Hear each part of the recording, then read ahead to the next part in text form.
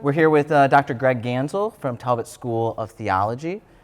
Greg is the department chair of the philosophy department there, and I went through that program. I benefited from it immensely, and so we wanted to invite you to come here to Pacifica to talk to our students about some of your latest work on Nietzsche and Jesus, which you did earlier today. And so Eric and I, we wanted to sit down with you and ask you some questions about the state of philosophy, the state of Christian philosophy, and maybe give reasons for our students why they should study philosophy as well. So, yeah, why don't we start with this? So Pacifica Christian High School has a very unique theology and philosophy program in terms of Christian high schools. We invest in this. It's part of our curriculum. It's part of the graduation standard that students go through our philosophy track. So I'm wondering, what's your thought on that, like a Christian high school having a philosophy program that's required for graduation? May your tribe increase. I think this is a fantastic thing to do in a high school for many reasons. One is although philosophy can appear to be kind of abstract and theoretical, and of course it gets that way, like any scholarly field, it actually connects with the deepest questions everybody's asking. What does it mean to be human? What is goodness? What is beauty? These classical questions that come out of philosophy and theology. And to get high school students beginning to wrestle with these in conversation with the great thinkers in history prepares them to avoid the superficial answers that are being fed in our general culture. So I think your students are going to find themselves much more prepared to know the right questions to be asking in a variety of situations. That's good. That's awesome, yeah. Greg, I have a question for you. When many Christians think about philosophy, they think, well, why do I need that? I have the Bible, I have my pastor. Why would any Christian want to study philosophy, or why would they need to? Well, there's a first level answer to that question is that question is actually a philosophical question. So it's a little bit unavoidable, right? Why do we have to think philosophically? Well, a question like that is asking about what is good for human beings, what counts as something worthwhile pursuing, and these are philosophical questions. Now, I don't think every student needs to have a formal philosophical education, because when you get into it, it's just not for everybody. People are wired differently, but to have your students, all of your students, exposed and in a non-superficial way, like the way you're doing it, just prepares them. It helps build into them the ability to recognize what are the things that shape their souls, and how to reflect carefully and deeply on it. So I think philosophy is one of the great tools for learning to think well as a human being, and that's certainly the number one reason it's valuable. There are other reasons it's valuable. For Christians in particular, in our engagement with the broader culture, we need to be reflective and not just reactive. And philosophy, a good philosophy background, and including in that a good theology background, is going to help us be more reflective and to say, wait a minute, I'm not going to respond to this issue as if it's either all right or all wrong. I have to sift through and understand the nuances of what's going on, and this kind of education really helps. So in our program, we read a lot of the great thinkers. Yep. But particularly, I wanted to focus on Nietzsche, because that's what you talked with our kids today about. And I want to ask the question this way. Perhaps the most famous atheist of all time, at least in the philosophy realm, right? why should Christians be studying thinkers that are atheists?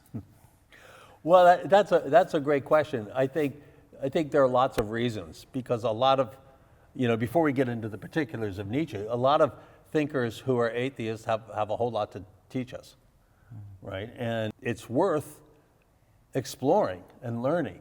And it's a great discipline for Christians to bracket the fact that ultimately I disagree with this person's foundations, but I'm still going to explore. And that's the way we have to have conversations with each other in our communities, right? I might recognize that I fundamentally disagree with someone, but instead of camping on the disagreement, let me explore. I think that's a really good mental, social habit to be cultivating.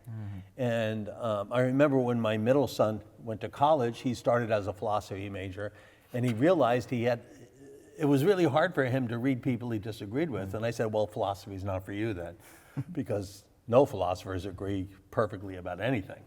And so to be able to read charitably people with whom we disagree is an important discipline. Now, Nietzsche's a special case study because he's influential, not just in academic philosophy, but broadly culturally.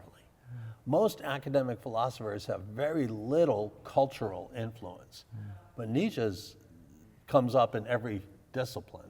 And there are so many things that people just assume that find their roots in what Nietzsche was doing. But what got me interested was the fact that Nietzsche's whole vision is about life. What is a flourishing human life? And that surprised me when I first started dabbling in Nietzsche. And then that's the very same thing we read in the Gospel of John. Jesus is about life. That's the word that's used most by him and about him. And think, wow, we've got these two thinkers with ultimately different foundations, but they're both after the same thing. And I think to recognize that sometimes a thinker with whom we disagree about foundational things is still after the same thing is really fruitful. And then Nietzsche's just lots of fun. So it's a great time reading it. Greg, I have another question for you. Following up with why we should read atheists like Friedrich Nietzsche, maybe many Christians are thinking,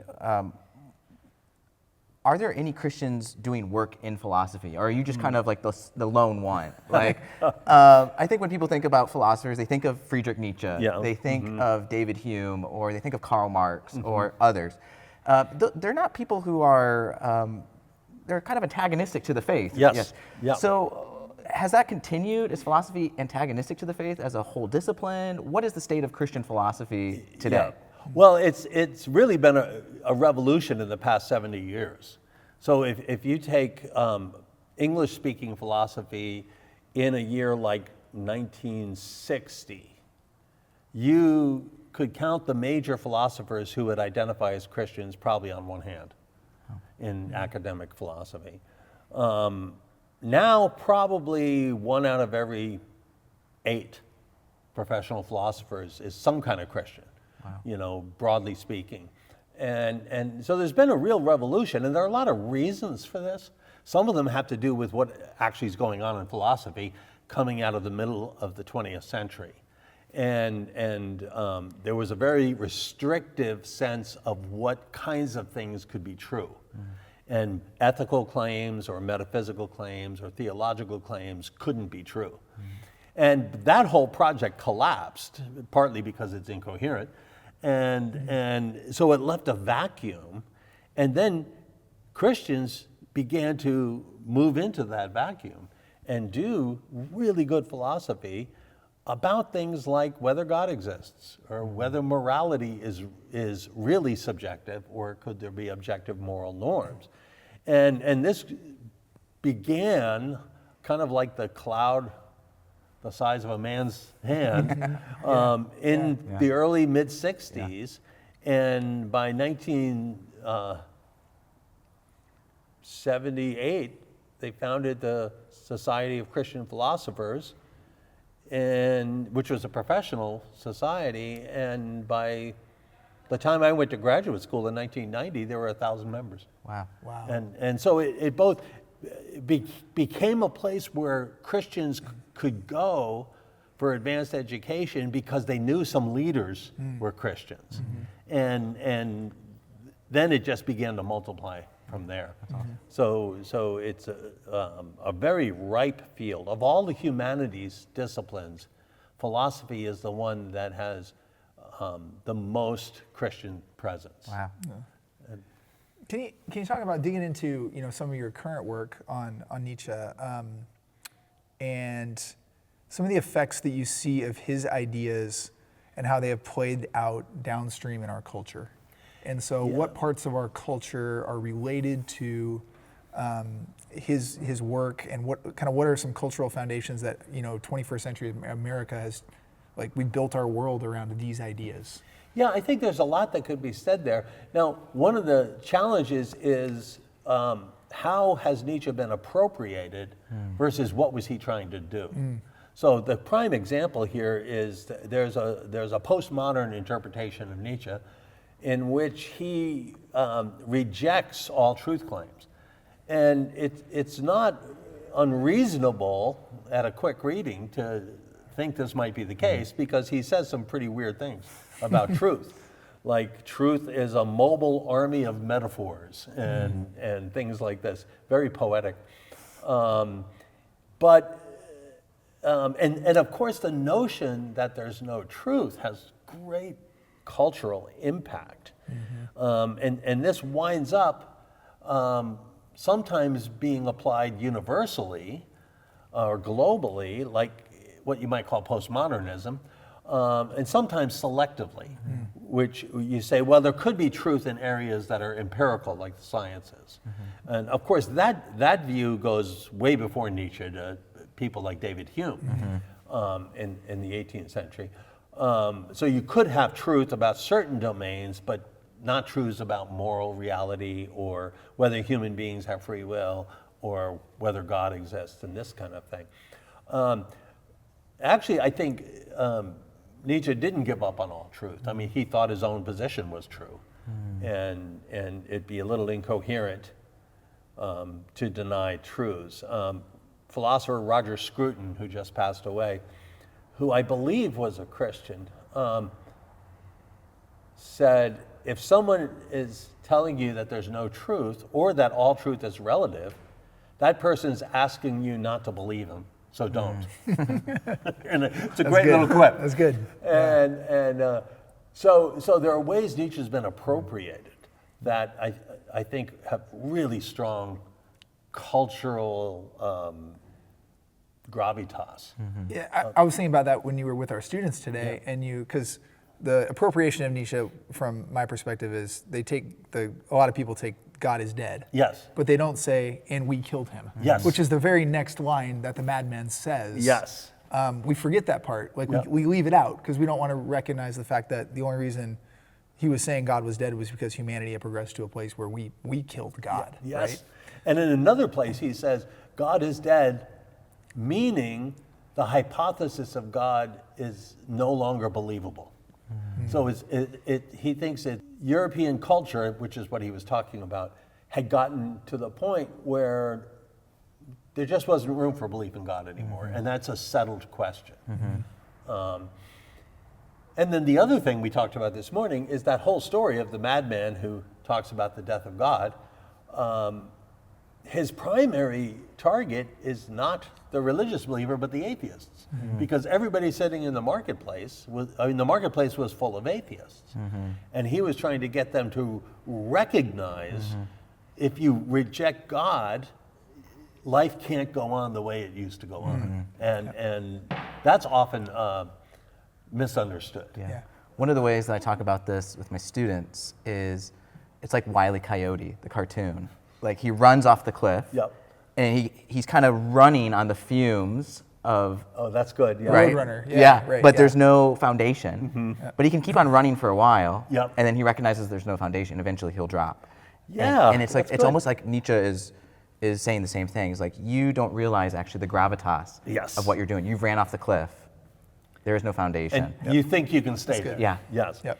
And so he's trying to push them to recognize the seriousness of rejecting God. And then, of course, he has his own posture that he thinks we have to come to later after this. But the death of God language, Nietzsche's a great one for rhetoric.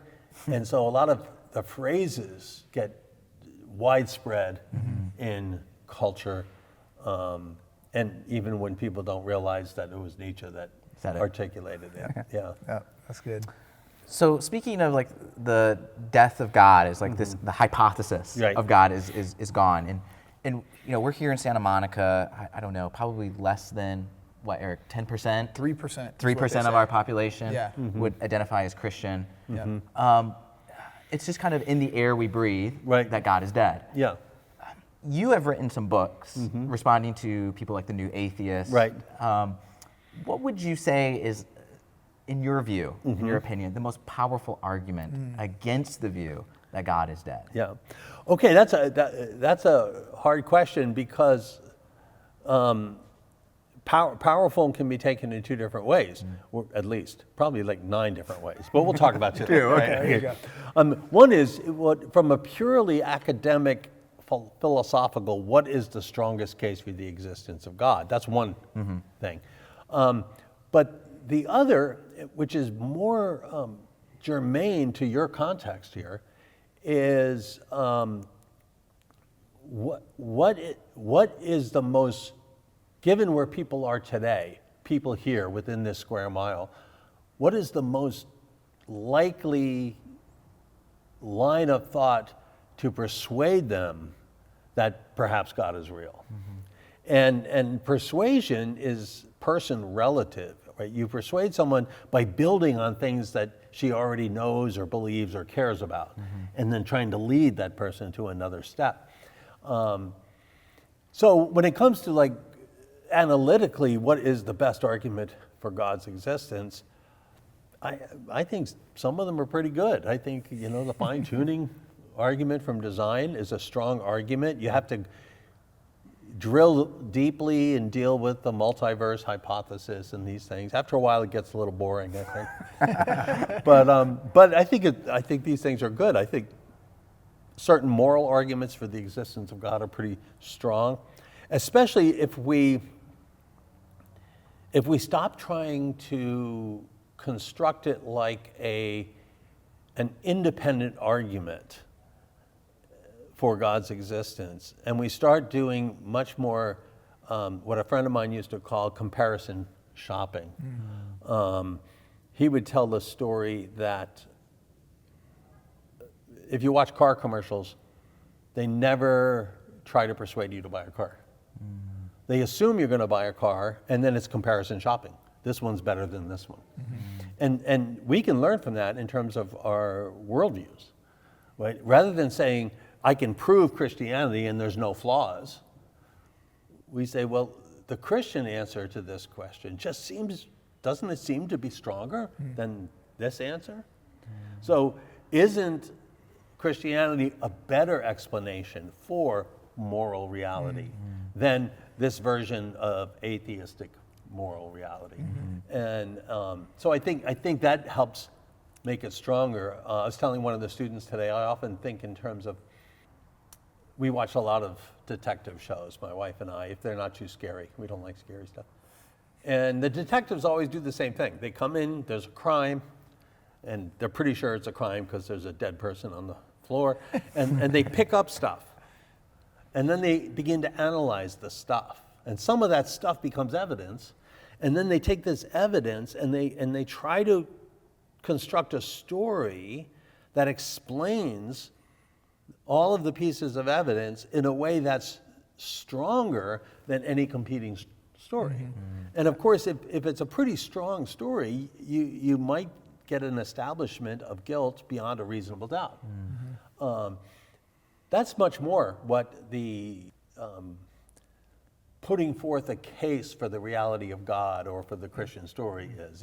It's which is the best explanation? What story actually makes the most sense of the things that we all admit are real, like morality, human beings, That we exist. that we exist, cause and effect, things like this. But on the other, okay, so that's all the philosophical or the positive case for the existence of God. I think what's increasingly important is for us to pay a lot of attention to how human beings are trying to navigate their lives. Every person has the same project, and that's to inhabit the world in the best way we can, right? In terms of what we think is good and important. And so there's a lot of common ground between us and people who aren't Christians. And then to take that observation into our study of the scriptures in Christian theology and say, how does the Christian story really bear on my quest for meaning or sanity or love and joy? What does it offer? And as we kind of lean into this in our own lives, then we can hold forth the Christian answer, because we're pretty sure everybody is looking for lives of richness, of flourishing. And I think there's kind of a new horizon emerging among people who think about what we call apologetics and the defense of the faith along these lines. I think it's really good. Awesome. It's part of why I like the Nietzsche thing, because it's raising the questions of what is a flourishing human life. Yeah, and it's like the comparison shopping. Yes. Here is Nietzsche's version or vision of the human life, and then here's Jesus. Yeah. And so that kind of brings me to what I always think about in terms of our students, right? So our students, we recognize that they're being hit with a cultural worldview that is not always the Christian story, right? Here at Pacifica, we are trying to expose them to that. We also are giving them the Christian story, right? At the same time, the idea being that we want to launch students to the next phase of their life with at least a solid understanding of the Christian story, if not belief in it, right? So my question is, as you see students matriculating out of high school and into college, what do you see? Because I could rattle off all the Barna stats for you about Gen Z leaving their faith and all of these things.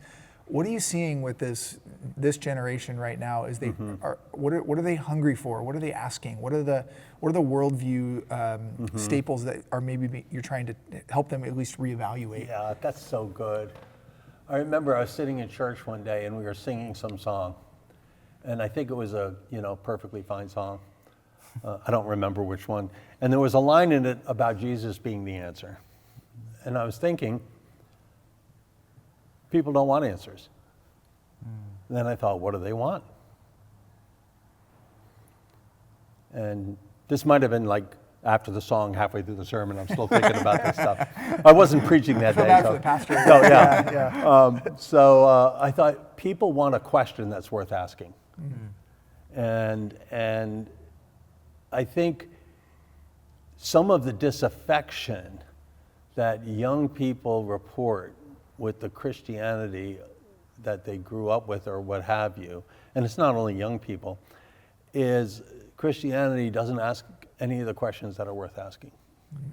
And I mean, that's kind of one way to say it.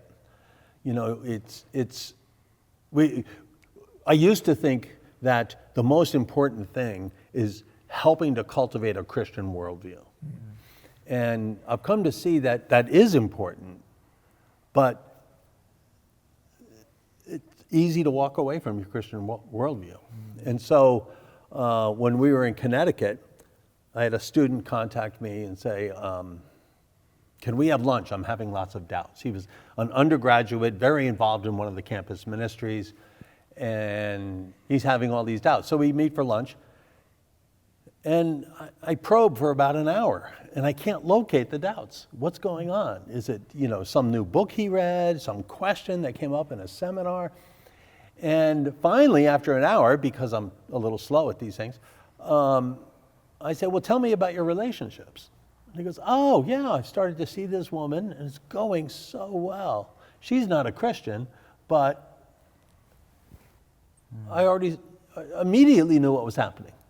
And so what's happening is here's a guy who's developing a Christian worldview, but his deep desire is to be in relationship, to be loved and to love. Now, that's a God-given desire. That's not bad. Yeah. But the way he was allowing that desire to be fulfilled was in a way that drove a wedge between what he wanted most and the story of Christianity he was inhabiting. And so, and to be honest, I don't remember what happened to the student. I mean, this was 25 years ago or 20 years ago. But it was this vivid picture to me that the worldview is not the deepest thing, but it's what I call an core identity. And our core identity is it's a combination of beliefs, but also desires about who we are and who we want to be. And we change our worldviews to fit our core identity. It's very hard to change our core identity. And so what I think the application of this thing for this observation for the phenomena of people seeming to be losing their faith is we have to help people, including ourselves, bring Jesus into our core identity and say, wait a minute, no, I really want the life that he talks about. And not, this is the life I'm supposed to lead. And okay, I have all these beliefs. And I'm supposed to think everyone who disagrees with me is wrong. No, I want this life. Who do I want to be? And that's helped me even read the Gospels differently, right? I read these encounters of people with Jesus, and I ask myself, well, who am I in the story? How am I like the woman who's bleeding of a hemorrhage, who wants to remain anonymous? Why do I want to remain anonymous? Can Jesus touch me in my shame, like she had this shame? And it helps shift from trying to accumulate a systematic belief system. And there's nothing wrong with that. I think we want to be doing that. But to keeping the heart of the matter, the heart of the matter. So I think this is my theory. And I've seen statistics, and I was on a retreat with some people who were talking about deconversion, and one of the psychologists just had so many statistics that people report they leave the faith because they no longer believe it's true. And I said, I don't believe it for a minute. I think these other things happen first, and then they come not to believe it's true. And not in every case. Yeah. But and so to get back to your question, you actually asked a question. No, yeah, this is great. No, this is great. So your students get a great foundation here, and then they go off to a secular campus. Let's say you got a student at Berkeley, and they're plunged into a world similar to the one as soon as you walk outside your school here, where it's assumed that God is irrelevant. And it's hard to be in that world and maintain the desire to have God be the central thing in your life. Especially if there's so many people around you Yes. who are pulling at those desires Yes. to go in a different way. Yeah. And you want to be in a relationship with those people. Yeah, right? exactly. That's your core identity. And yeah. And then people you love have different views on certain topics, and your confidence in your views begins to erode because you think, oh, these people are good people, yet they believe X, Y, Z. How do I navigate those ambiguities? Yeah. I mean, so I tell students coming out of a Christian high school, my kids went to a Christian high school in Connecticut, the most important thing when you go off to college is you've got to be a part of a vibrant campus ministry. It's not enough to go to church, because very few of our churches actually understand what you're going through if you're a student at a secular college. And the campus ministries can help you continue to cultivate a devotion to Jesus that can navigate all of the complex terrains of rich academic life. So I mean, that's the number one thing. If a student goes to a secular college and does not do that, there's a very high chance they won't have their faith when they graduate. Wow. Yeah. Yeah. The thing I love about what we're doing in our philosophy program is that there are, and this is no criticism of our compatriots, we're all doing great work in Christian education, but there are a lot of Bible and theology tracks that emphasize systematic theology and apologetics, Right. As opposed to asking some deeper questions, Right. Reading Marx, reading Freud, and we've been intentional about choosing the second path. Not that we have a great foundation, Old Testament, New Testament, but I think those systems of theology, having 5 proofs for the existence of God when you graduate, I think, like you said, I think they're very thin, and they don't go deep enough into the core issue of why deconstruction or deconversion happens. Yeah, so think about your students, and so they've read Freud, and Nietzsche, and Marx, and Hume, Plato, and Aristotle. Well, they're not afraid of questions. And I think a lot of Christians going off to university, whether they've been to a Christian high school or their formation is mostly in the church, they're trained to be afraid of questions, or habituated to be afraid of questions. And, well, that already puts your students ahead of most everybody. And I think you're going to find, and you probably already know this, your students, it's not like the secular students aren't afraid of questions too. I mean, your students are going to shine because they can have these discussions. And they say, well, sure, of course I disagree with this person, but look at what he says about this. And it frees your students to pursue, this may sound grandiose, but their common humanity. You think about how all of these thinkers are wrestling with what it means to be human, and to be able to pursue that without fear or without being jittery about it, just is crucial.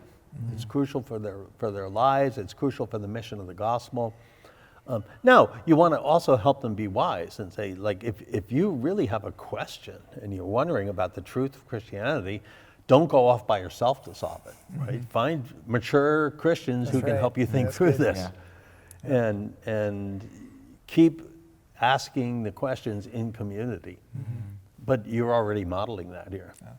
Yeah, the common humanity, for reference, when you're watching or listening to this, we're filming this 3 days after the election. So common humanity is a great reminder. Yes, it is.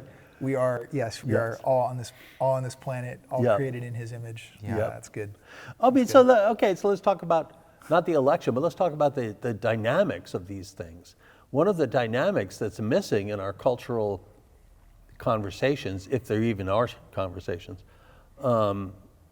is there's no separation of first things and second things. Right? So you think most political policies are instrumental, they're means to the end. But we have very little conversation about what the end is. What is a good society? Why do you think this is a good society? Let's talk about, if society was the way you think it should be, what would it be like? And then we can talk about, do we disagree on this level, or to what degree do we disagree? There'll be a lot more agreement. A friend of mine who just retired from Talbot, he used this concept, achieving disagreement. He says people don't even disagree. You have to work to disagree. And his thing is this: you don't disagree with someone unless you understand that person's view and you can articulate it to the person and defend it, and that person will say, yes, you got my view right. Then you can disagree. But we don't get to that level. But I think you've got a thing here where you're equipping students to wade into these kinds of contexts that are so frightful for so many in the church. Well, Dr. Ganssle, we have really appreciated you coming here to our class, our school, talking with our students. We're thankful for your ministry at Talbot. And thanks. we hope you come back. Yeah, we'd love to. Maybe Sure. one quick thing before we go. Just a couple things. You have a book that's coming out soon. But are there other things that maybe aside from Nietzsche, Freud, Aristotle, and Plato, anything you would maybe recommend for our parents or our kids? Yeah. Like maybe some resources. Like what should they be reading? What are some things that might add to this discussion? Well, it makes me happy you said my book's coming out soon, but Well, it's because it won't be soon. Okay, not soon. I got you. Yeah, Okay, yeah. got it. Yeah, so I am writing a book tentatively titled Life, Death, and Freedom, Jesus Questions Nietzsche. And we'll see, you know, if I live long enough to finish it, right? You know how this is. Fantastic. So my last book, well, I edited a book on divine causation, but that's academic stuff that nobody reads. But my one before that, Our Deepest Desires, How the Christian Story Fulfills Human Aspiration, is really getting at some of the things we're talking about. How do we show, in fact, I wrote that for non-Christians. How do we show that the Christian story fulfills the aspirations that we share? That's good. And so that might be a model. Another book I like a lot is by Andy Crouch. It's called Culture Making. I've read Andy. Okay, so you know that. Crouch is great. And what that helps us do is not see culture as the enemy, but see culture as part of the gift of God, and it's our domain to cultivate. Yeah. And so he has some really good, biblically rooted things there. I think Fantastic. that's very good. I would say also your colleagues at Talbot have a podcast, Yes. the Think Biblically pod. Think Biblically. That's Scott Ray and Sean McDowell. Yep. And they do a really good job. Yep. And Sean's gonna be here in January. That's what I heard. Yeah, so That's great. We're excited to have him too. Good. Well, he will be fun. Yeah. Students will love him. Absolutely. Well, thank you, Dr. Ganssle. Sure. Thank you so Dr. much. Ganssle. Appreciate Great it. to be here. You guys have a great thing. May God bless you. Appreciate Thanks a lot. it.